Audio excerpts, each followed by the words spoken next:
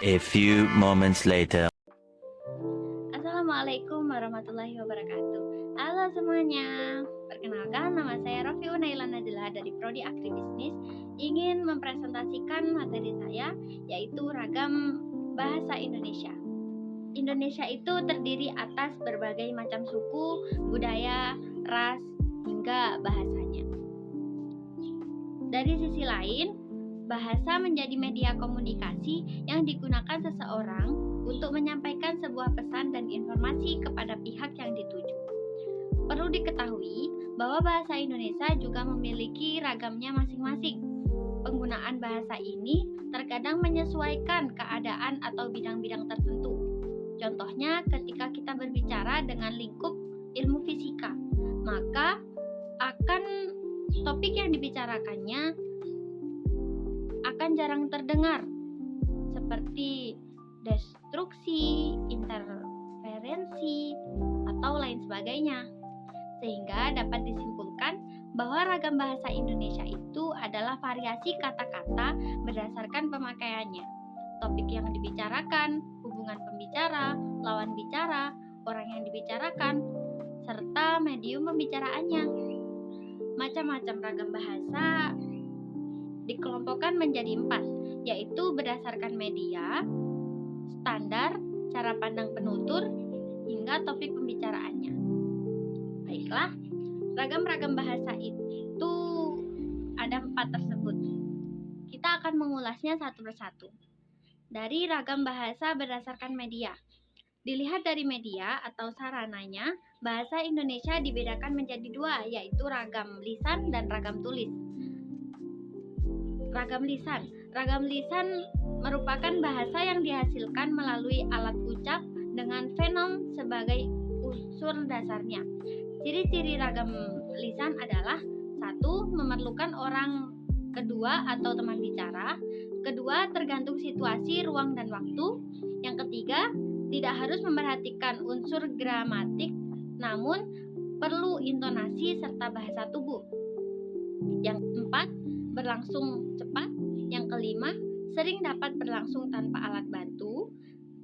Keenam, kesalahan dapat langsung dikoreksi. Kemudian yang kedua ada ragam tulis. Ragam bahasa tulis adalah bahasa yang digunakan dengan menggunakan rangkaian huruf serta sebagai unsurnya. Ciri-ciri ragam bahasanya yaitu: yang pertama, tidak memerlukan orang kedua atau teman bicara karena dia hanya menggunakan alat tulis. Kemudian yang kedua, tidak tergantung kondisi, ruang, dan waktu. Yang ketiga, harus memperhatikan unsur gramatikal. Yang keempat, berlangsung secara lambat, selalu memakai alat bantu. Kelima, kesalahan tidak dapat dikoreksi. Keenam, hanya terbantu dengan tanda baca. Kemudian ada ragam bahasa berdasarkan standar. Terdapat penggolongan ragam bahasa berdasarkan standar atau kebakuan bahasa. Perbedaan antara ragam standar, non-standar, dan semi-standar dilakukan atas dasar: yang pertama, topik yang dibahas, kedua, hubungan antar pembicara, ketiga, medium yang digunakan, dan keempat, lingkungan atau situasi pembicara yang terjadi saat terjadi. Ciri-ciri membedakan ragam standar, non-standar, dan semi-standar di antaranya meliputi: 1. Penggunaan kata sapaan dan kata ganti. Yang kedua, imbuhan. Yang ketiga, penggunaan konjungsi. Yang keempat, penggunaan fungsi yang lengkap. Kemudian yang ketiga, ragam bahasa Indonesia berdasarkan cara pandang penutur. Apabila dilihat dari cara pandang penutur atau pembicara, ragam bahasa Indonesia dibedakan menjadi 4. Yang pertama, ragam dialek. Contohnya, gue udah baca itu buku. Yang kedua, ragam terpelajar.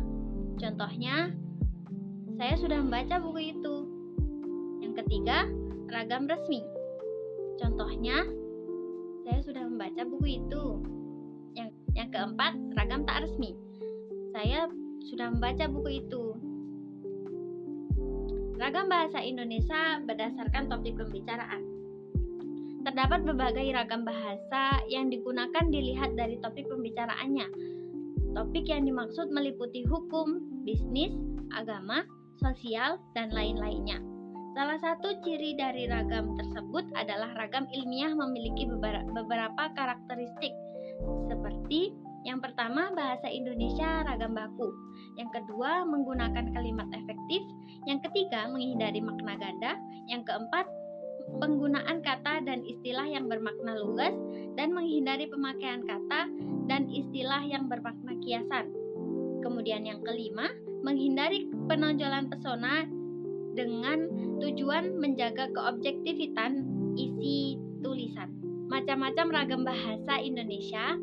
Sekian dari saya, apabila ada kurang lebihnya mohon maaf. Wabillahi taufiq wal hidayah. Wassalamualaikum warahmatullahi wabarakatuh.